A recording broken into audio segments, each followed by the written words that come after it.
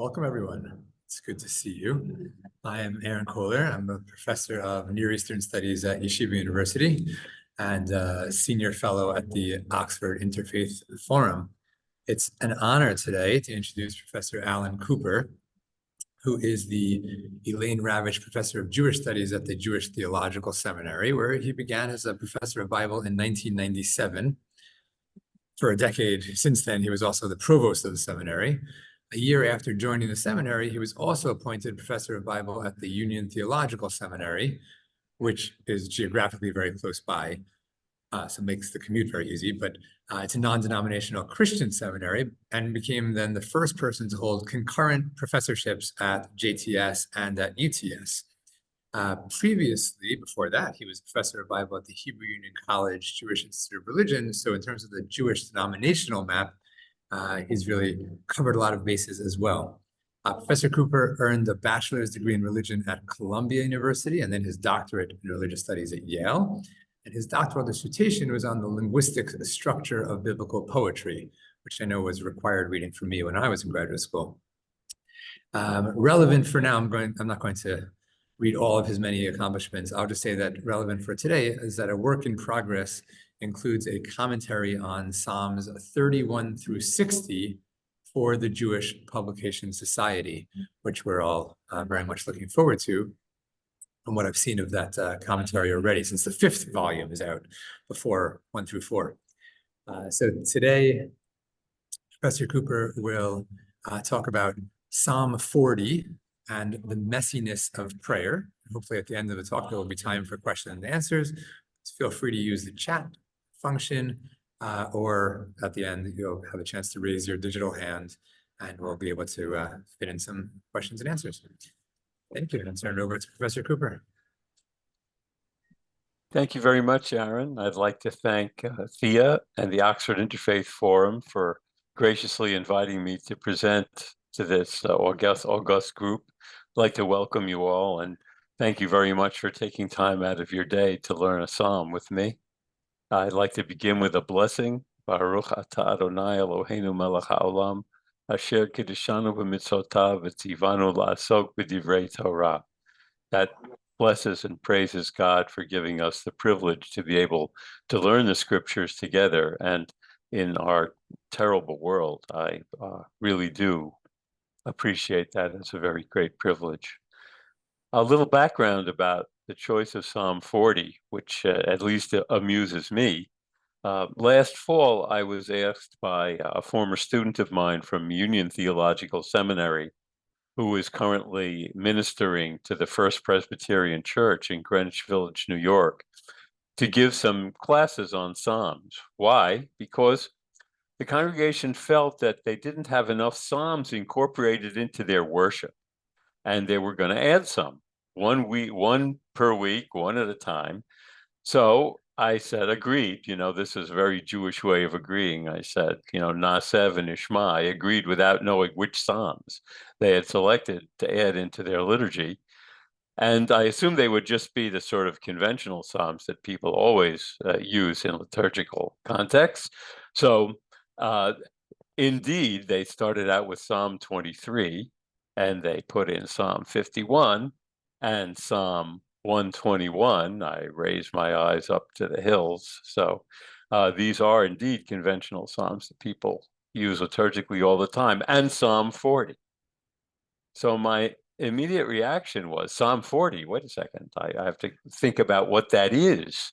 Never mind why somebody would have chosen that in order to incorporate it into a Presbyterian service. But having said that, I began to study the Psalm more seriously than possibly I had in the past. And I want to share some of the thoughts that I have about that with you. So first, I'd like to share a screen that has some preliminary ideas that I will elaborate on as we progress. Okay, let's go back up to the top. So here are some preliminary notes about Psalm 40. Aaron, just nod your head if you can see the screen. Okay, that's good. The psalm is a rarity. in conventional liturgical use. And I want to make a few comments about that before delving into the psalm itself. It's not used in its entirety in standard Jewish liturgies, as far as I know. There are exotic instances of people using it liturgically, like an association of Psalm 40 with one of the lectionary portions of the scripture in the book of Genesis. But what you have basically is one verse that's used in the slichot, which are the penitential prayers that are recited in some communities year-round, elsewhere specifically around the time of the Jewish New Year, before and immediately after. And as we'll observe in a few minutes, that verse, which begins with the double verb, I hoped, will also appear frequently in homilies about hope, which is a central Jewish spiritual concept. And both the concept of hope and the concept of security and belief or confidence, bitachon, appear in key words in this psalm. Verse 12 is used also in Slichot services, and it's in the Katina at the beginning of the Pesukei de Zimra. That's, if you're not familiar with Jewish liturgy, let me say a word about that, which is that Pesukei de Zimra is usually misunderstood to be a collection of psalms that come prior to the main morning service in the Jewish tradition. But the original meaning of the term is not psalms per se, but verses taken from psalms. And at the very beginning of the collection of psalms, there's one of these katinas, which includes selections of verses from various psalms, including verse 12 of Psalm 40. And it's also used in another one of these katinas, namely the supplicatory prayer that's recited in some communities sometimes on Mondays and Thursdays. Another thing that's always worth checking is what magical power is Psalm 40 supposed to have. So for that, we have an excellent resource that's called Shimush Tehillim, which means the practical use of Psalms.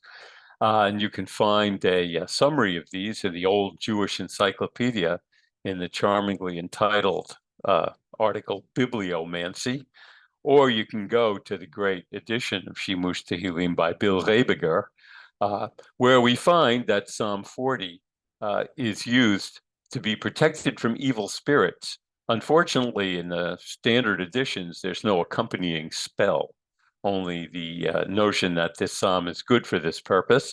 But there is one manuscript that has an accompanying collection of additional prayers that you say if you want to get rid of a bad ruler.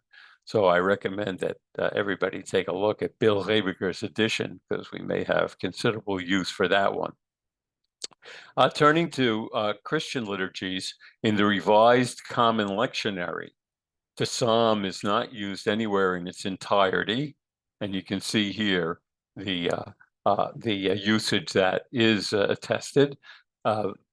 Verses 5 to 10 or 6 to 11 in the Hebrew on Annunciation Day, which is coming up in about a month, and on Easter, and verses 1 to 10 are recited on the second Sunday after Epiphany in 1 year of the 3-year triennial cycle of the Revised Common Lectionary. And you can look up the Catholic Lectionary and find that selected verses are also used on Annunciation Day and on a couple of Sundays, and on 6 weekdays during ordinary time. Ordinary time is the time that doesn't include any particular festival seasons, like Lent or Advent and the things. Now, my question is, why is the psalm generally not used in its entirety?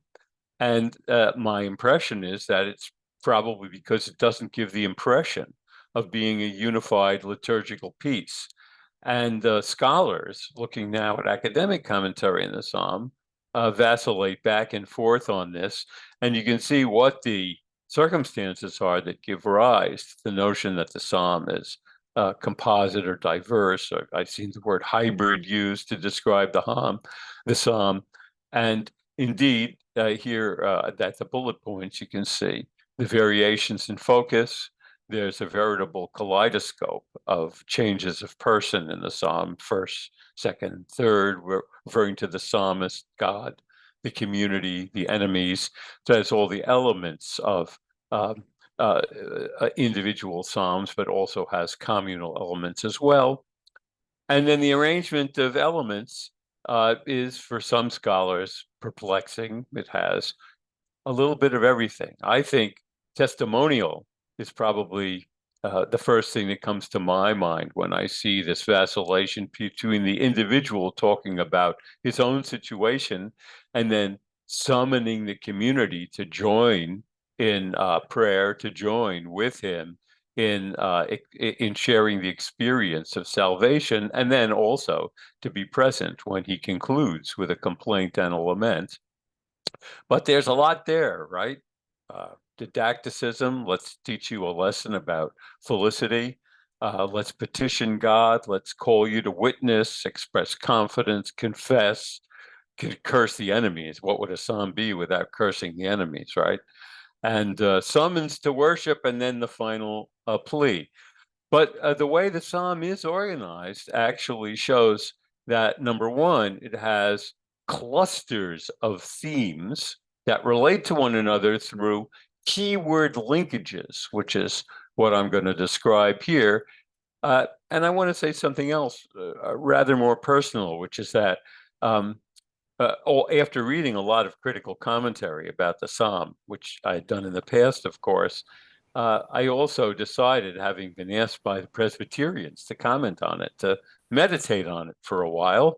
And since I do 1,000 crunches every morning, I thought, well, there's a good time to meditate on Psalm 40. And I did. And the more I thought about it, the more it made sense to me. And that's where the subtitle of this talk comes from, the messiness of prayer, because the messiness of prayer maps the messiness of human experience and the panoply of emotions and feelings and thoughts that go through our minds as we pray. So I want to make a distinction between reading the psalm as a piece of literature in the abstract and praying the psalm, because I think it makes less sense as a piece of literature and much more sense as a prayer based on my own experience of performing it privately, having no opportunity to do it publicly because no one uses it in a public liturgy. Okay, so let's take an initial look at the psalm, and what I'm going to do is first a word about critical commentary. I have with me here in my son's old bedroom the commentary of Briggs and the commentary of Husfeld and Senger, and they couldn't be more different, and each one is wonderful in its own way. Briggs immediately says his first words on the psalm, Psalm 40 is a composite. He then proceeds to analyze it as two completely independent psalms that have been joined together. And of course, the rationale for doing that is perfectly obvious to everyone here, which is because a bit of Psalm 40 exists independently as Psalm 70. So therefore, that guarantees the compositeness of Psalm 40 and also raises all sorts of, source and influence questions and dating questions and the like.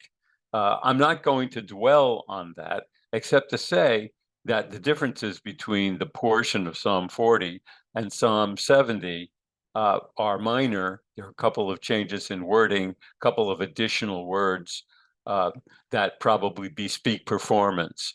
And it's possible that one is the source of the other, or that both of them have an independent source, because that's the nature of Psalms, that you have all of these chunks or pieces of prayerful expression that can be combined and recombined in all sorts of different ways.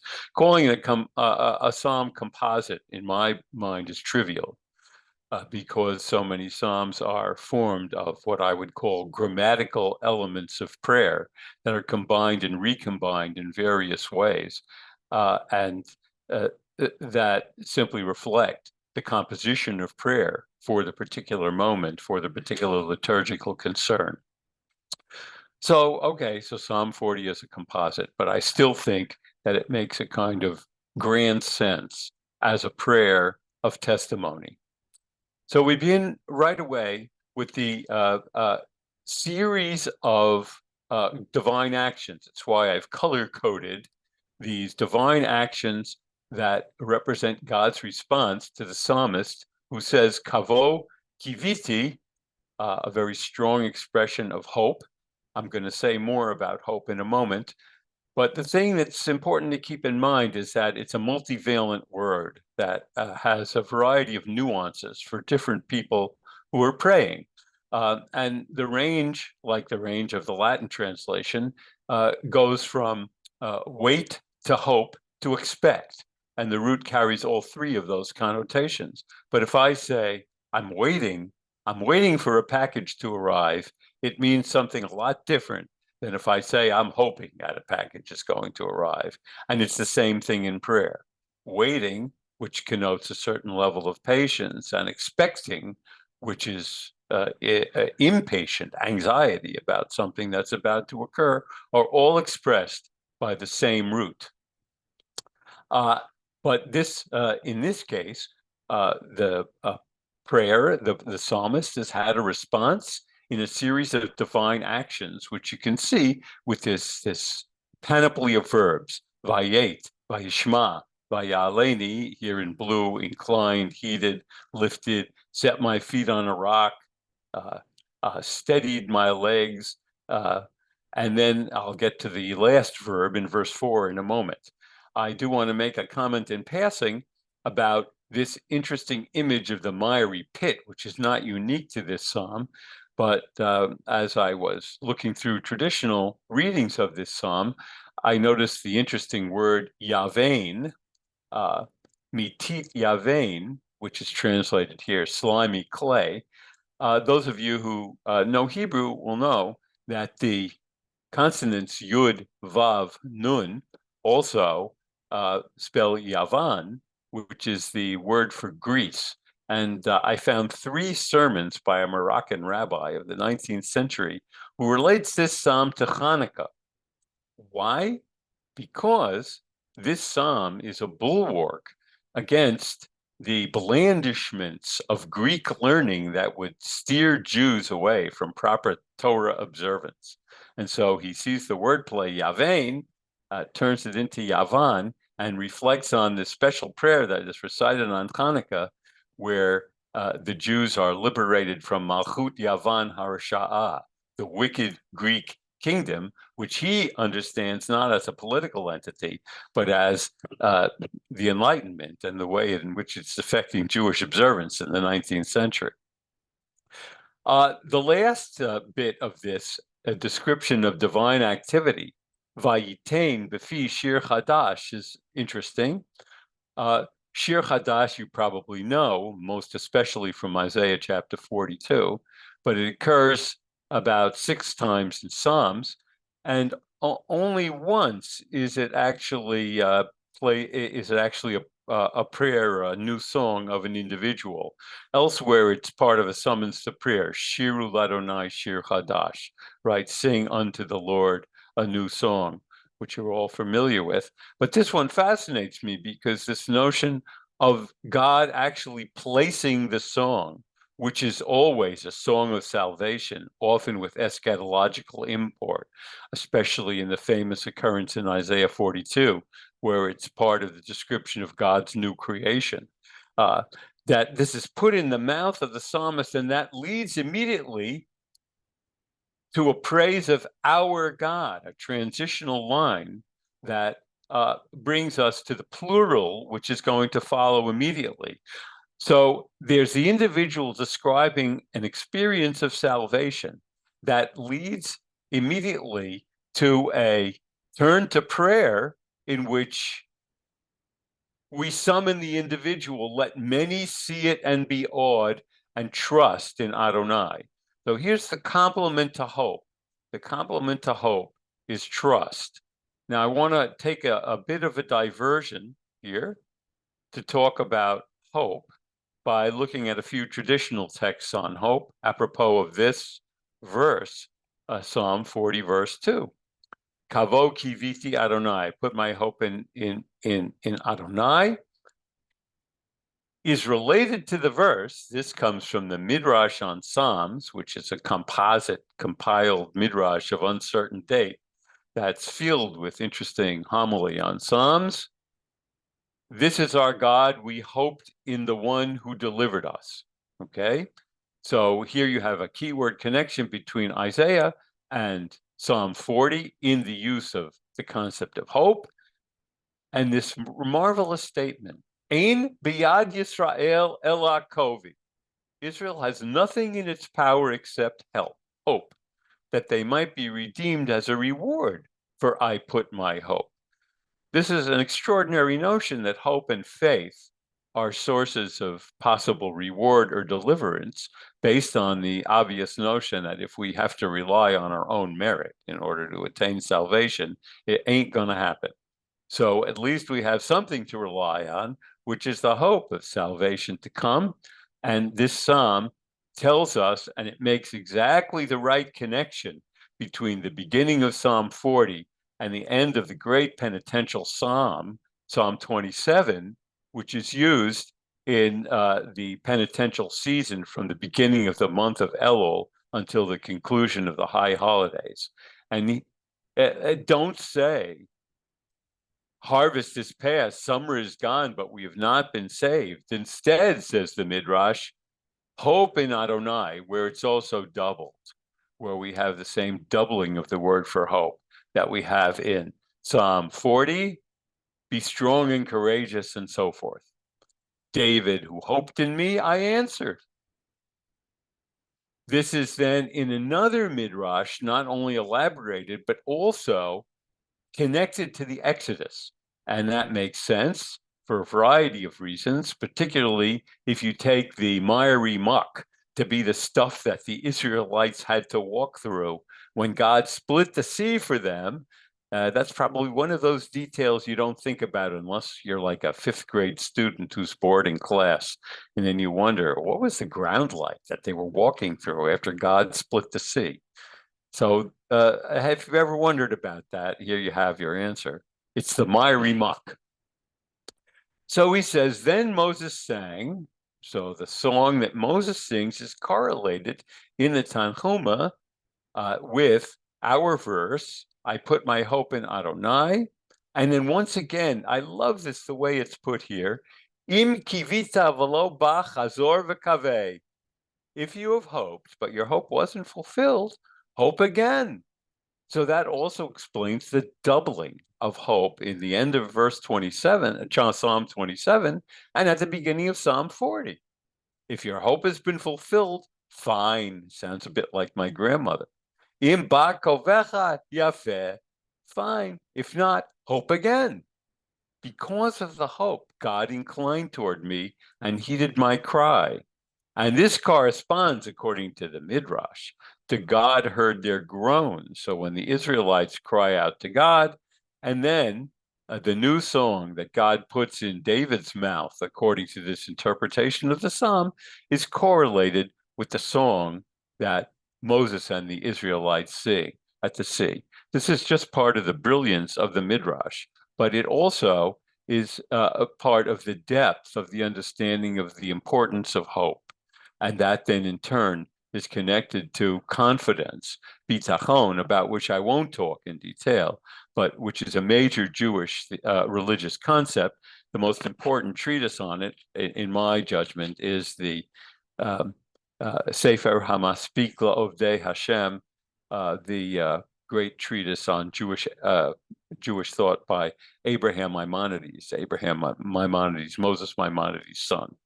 And finally, a more modern sermon by Ramchal Moshe Chaim Luzzatto, which is generalized. So it doesn't have to do with the psalm, but to anyone who prays.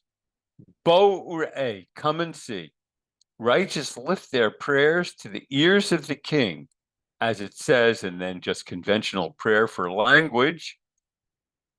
But the trouble is that sin creates these demonic angels called prosecutors who block and delay prayer from rising and reaching God. and that is confirmed by a verse in the book of Lamentations 3:44. But the righteous who hope, hatzadikim hamikavim, they make a pathway and a cleft in the clouds. Once again, a beautiful image of spirituality for the idea to clear the way to a hearing by God by virtue of righteousness and prayer. And then comes this a beautiful image related to Kabbalistic theurgy. God, as it were, descends to hear the prayer of the hopeful one. Hakadosh Baruch Hu kivyachol yored lishmoa tfilato mipiv shel hamakaveh. And this is the deliverance that is attained by the prayer in our psalm, according to Ramchal, which then applies to every worshiper who has the experience of hope. All of that can be connected back to the psalm.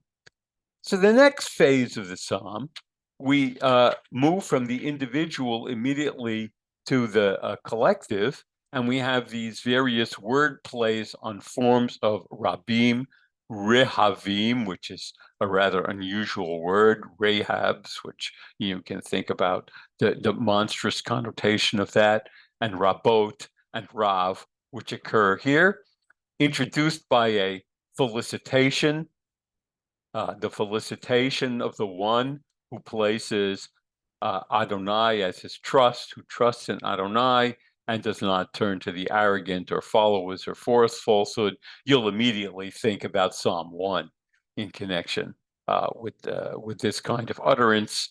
And it's entirely conventional, but it ties ingeniously the Rehavim to the Rabot, which are attributed to God, the many things that God has done, which we've already seen enumerated, with a shift to second person that anticipates what we're going to see later in the psalm, namely a profusion of paeans to God's attributes, wonders and plans with second person plural related to God.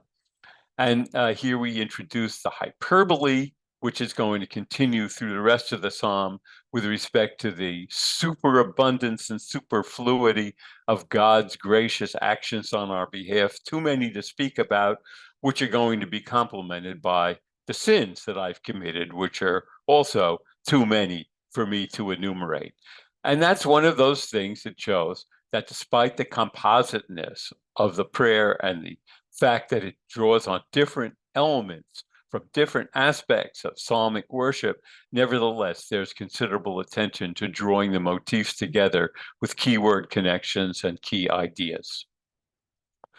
Okay, so this section of the psalm introduces another concept that's worth spending a moment on, which is something that recurs again and again, and often is a point of contention between Jewish and Christian interpreters of the psalm, particularly relative to the concept of sacrifice and what it means when biblical authors talk about God not desiring sacrifice, or most famously in the book of Amos, I hate, I loathe your sacrifices, which can be interpreted as an indication of an end to sacrifice, or at least a hierarchy of preference with regard to sacrifice as opposed to other forms of religious expression. So you have that here, and it also introduces a key word that's going to recur for the rest of the psalm at key moments, the term chafetz, to desire. So we start out with God's desire, and then we're going to learn about the psalmist's desire, and then we're going to learn about the enemy's desire, which will be reconciled in the psalmist's final complaint. So here we have Zevach umincha lo chafatzta oznayim karitali, and then ola v'chata'a lo sha'alta. This word karita is probably the only hard word in the psalm from the point of view of a purely philological consideration. Usually would mean something like to dig out, and interpreters, ancient and modern, have sought a relationship between karita and karat in the idiom karat brit, which is the a standard term for making a covenant, so a reference to the covenant with God, which also would be consistent with the reference to the book that's about to come up in verse 8, with a scroll in verse 8. So if you're inclined to interpret this covenant and this book in relation to the Torah and its ordinances, which I'm not, then you would naturally want to make that connection using this verb. It's a rather picturesque verb, the notion that God is digging a hole in our ears so that we can hear, which makes perfect sense to me if we've blocked our ears from hearing the word. But I want to spend a moment on the traditional Jewish understanding of what it means when God rejects sacrifice or says God doesn't want sacrifice. And that comes from the commentary of David Kimchi, the great Provençal Psalms commentator. As a preliminary, a look at a couple of verses that also deal with this question of obedience versus offering of sacrifice, most famously Jeremiah chapter 7, verses 22 to 23, where you can see an observation that's historically correct. When I freed your ancestors from Egypt, I didn't speak with them or command them concerning burnt offerings or sacrifices. And that, of course, specifically relates to the initial commandments that are given at Marah, right, with the Sabbath commandment and the manna, and also the 10 Commandments themselves, which don't mention sacrifice. We'll just set aside the Passover in Exodus chapter 12 and 13, which is a bit of a head scratcher, not to make reference to that here, but that's beside the point for the moment. 1 Samuel 15, Samuel said to Saul, does Yahweh delight in burnt offerings and sacrifices as much as in obedience? So here is David Kimchi, and I would love to read the whole comment with you, but I'm just going to excerpt it. If Israel had not sinned in the wilderness, God would not have commanded them concerning sacrifices. So the opportunity to give sacrifices is not an imposition on the Israelites, but it's a gracious concession of God to human sinfulness. How, if you commit sins, are you going to expiate them? Is God just supposed to throw them out, or do you have to have some means of doing that? So job number one is don't sin. Job number two is if you do sin, then it creates a kind of a weight, a miasma is the famous word that Jacob Milgram used to use, on you personally and on the community in its totality. And you have to have a way of ridding yourself of that weight, and that is graciously provided to the community by the opportunity to offer sacrifices. So Kimchi tells us God didn't command them, the 10 Commandments, which encompass the entire Torah, a bold and broad statement, but a commonplace among medieval authorities, make no mention of sacrifice. And then I love this, Im lo yechata ish einenu tzarich korban. So there's the simple advice. Don't sin, you won't have to sacrifice. And that's better to God than one who sins and sacrifices. I mean, you can see Maimonides lurking behind here too, but I'm not going to talk about that now. And likewise, the Psalm says, sacrifice and grain offering you do not desire, burnt offering and purgation you do not request. In other words, open for me my ears that I might obey you. You don't request offerings. Ligmul hachasadim she'asita imi lo sha'alta mimeni ola umincha. It's not like God is a physician. This is a metaphor that's used in other homilies, who after he heals you, you have to pay him. Rather, God does this beneficently as chasadim, which are gracious acts that do not require any compensation, and you don't have to compensate me for benefactions that you've done for me, only to do your will. And that's, according to this, what the psalmist wants. Okay, so let me return now to the psalm and move past that section to talk about one more key element before we race to the end here, which is this very strange expression, I have come b'mgilat sefer katuv alai, which I've translated with a scroll written about me. To do your will, I desire. And you may notice there at the beginning of verse 9, I've put a quotation mark. And the reason that I've done that is that I think that this scroll, as it were, which may be literal or figurative, written about me, is the report of a vow that has been taken, that the psalmist has taken, which the psalmist is now fulfilling by giving this report of God's justice in the community and summoning the community to hear it in the form of a testimonial. And this interpretation is not original. What interpretation is original? It comes from Abraham ibn Ezra talking about the scroll, giving a standard interpretation first, associating it with Jonah ibn Janach, the great 11th century lexicographer and grammarian, that David was speaking on behalf of Israel. And so we have here a reference to the Torah.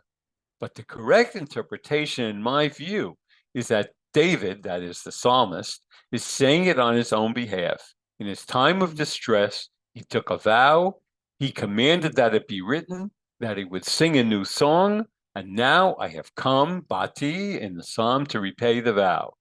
So the correct interpretation is that the vow was to do your will, and that is my whole desire.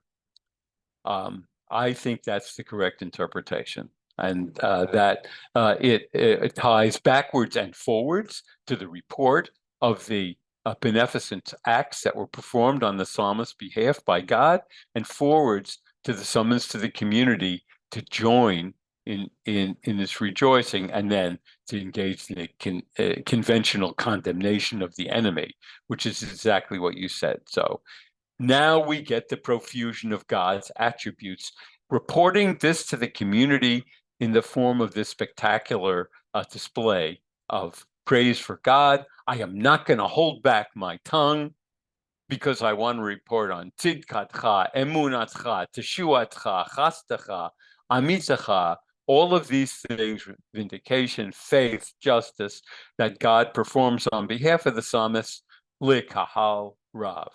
Back to another one of the key words of the Psalms, the many. And then finally invoking God in apostrophe, you, O Adonai, will not withhold more attributes, your compassion, your faithful love, all of these gracious acts that the psalmist is going to want again and again in his life, because like all human beings, we are beset by innumerable misfortunes and commit innumerable transgressions, to the point that I'm going out of my mind, which is a spectacular way of putting it. Libi azavani. My heart has abandoned me. And that then leads to the beginning of the concluding petitions, which have the conventional condemnations of the enemies. So let me just take a moment to talk about the last section, and then I think it will be appropriate to open up for questions. So the last section includes a profusion of plural verbs, third person plural, that reverse themselves in mid-course. And that may even involve some wordplay, but let's set that aside for the moment. So you can see, after having the profusion of divine attributes that are being summoned on behalf of the psalmist in order to bring about repeated salvation for this psalmist in the face of the human condition, which is beset by misfortune and sin, we want to turn in imprecation against the enemies who would prevent me from fulfilling my vow or fulfilling my obligations. Yevoshu, Yachperu, Yisogu Achor, Yikalamu, Yashomu, which is one of the only verbal differences between this portion of the psalm and Psalm 70, which has Yashuvu rather than Yashomu. I have no idea if that's graphic or if that is oral, but it's not terribly important in terms of interpretation. So all of these attacks against the enemies are complementary to the psalmist seeking grace for himself and for the community, and the community is invoked immediately with, notice the repetition of the plural of saying, the enemy, they seek my life, my community seeks you, my enemy must be shamed and disgraced because they desire my evil, but you rejoice and be glad, those of you who seek God. They say, aha, aha, let you say, may God be extolled. So this part of the psalm is an explicitly connects the psalmist's past salvation, testimonial of same, connection then to the present situation and future hopes and expectations, and drawing the community into the individual world of the psalmist before concluding with the individual petition in which the psalmist summons God to come hastily to his aid. So there's much more to say about this psalm, and I'm sure many of you will have different opinions than my own about how to make sense out of it. But what I want to conclude with is simply a restatement of what I started with at the beginning, which is to say that yes, the psalm is composite. Yes, you can read it with a certain kind of diffuseness, but that there are keyword linkages and thematic linkages that hold the psalm together as an extraordinary prayerful utterance, as an extraordinary instance of the psalmist praying on behalf of himself and then drawing the community into his little world in order to celebrate his salvation and join with him in hope and certainty about what might happen in the present and in the future. So I think that's a good point to stop and turn to Aaron to see if there are questions in the chat or if people would like to ask. I'll take this off the screen. Thank you, Professor Cooper. Thanks. Yes, and people, please do feel free to put a question in the chat or raise your little yellow hand. While we're waiting for questions to come in, maybe I'll ask, I have a lot of questions, fitting questions about your 1,000 questions morning that I want to know more about, but maybe I'll ask you about the meaning of hope, which, as you said, the Midrash implies may be disappointed. Hopes are not faith. Could you say something more about how hope and faith or certainty interplay in this psalm? That's a very good question, and I'm going to have to fall back and rely on Abraham Maimonides in order to be able to answer it. But I mean, the question is, what is one certain about? And this is what if I might call him Maimoni, devotes considerable attention to. The thing that one must be certain about is not what one is experiencing in a particular situation, but that all is in God's hands. That's the great lesson of Abraham Maimonides, right? So you are certain that whatever terrible thing might be happening to me, somehow it is tied up with God. And somehow, if I can maintain my hope in God and call out to God, despite the feeling of being abandoned in the moment by God, which is the leitmotif of all of the Psalms of individual lament, that if I can maintain that certainty that God is involved, that the abandonment is subjective, not objective. It's the way I feel, not the way God is. Then I can maintain that measure of hope. And I can perhaps turn it into expectation. there are some marvelous Hasidic and also Misnagdic sermons on this very topic that go on and on about how just because you hope for something to occur doesn't mean it's going to occur, right? And don't be disappointed in God if the things that you petition for don't actually come to pass, because these are things that are beyond your immediate understanding. But the anchor is in God and in confidence that that all things are in God's hands in some generally unfathomable way. That's a wonderful question.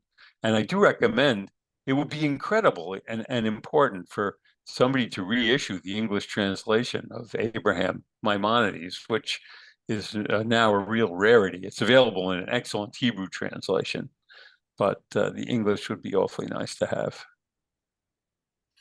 Thank you. All right, I see that Davida Charney, please. Because the expression of hope, when it says hope and hope again, means keep praying, keep at it. The fact that you've petitioned God for something and it hasn't come to pass doesn't mean you should stop petitioning. And, you know, this reaches an extreme, really, when, you get in later mystical and Hasidic prayerful expressions, the notion that you can cry out to God in anger and you can say, come on, God, get with it. Get with the program. It's time to do something. It's time to act. You can find some marvelous instances of this in the stories about the Hasidim preparing themselves for the high holy days that were collected by Agnon in his collection Days of Awe, where they talk about sermons where they get increasingly angry with God for, after hearing all of these prayers, haven't done what God is supposed to do, which obviously is to bring peace to the world. Let's hope that God has that on God's mind for the moment, right now. Thank you for that. That's keep hoping means keep praying, keep engaging in community, and keep acting.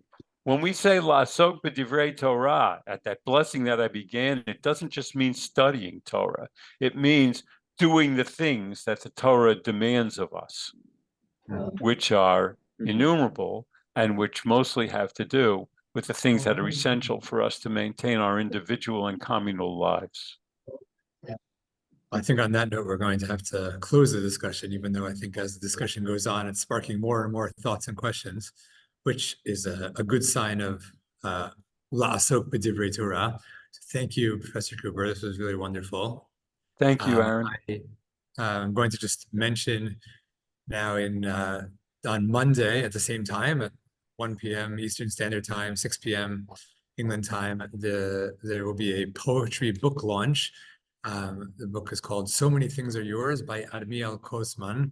Some of you might know him as a Talmudist, a professor of Talmud in Berlin, an Israeli in Berlin. He actually spoke here at the Oxford Interfaith Forum on Talmud about a year ago. One of the most impressive intellects that I've come across, and has also published 9 books of poetry along the way, some of which is now being published in English translation. The translation is by Dr. Lisa Katz, a wonderful literary scholar in her own right. And also as part of the discussion will be Dr. Tamar Hess and Professor Adriana Jacobs of Oxford. So that'll all be on Monday. Of course, there are many other events coming up that are on the website. I'm sure they will be happy to tell you all about them if you ask. But until Monday then, we'll wish you a good weekend. Shabbat Shalom, good weekend, and we'll see you again soon.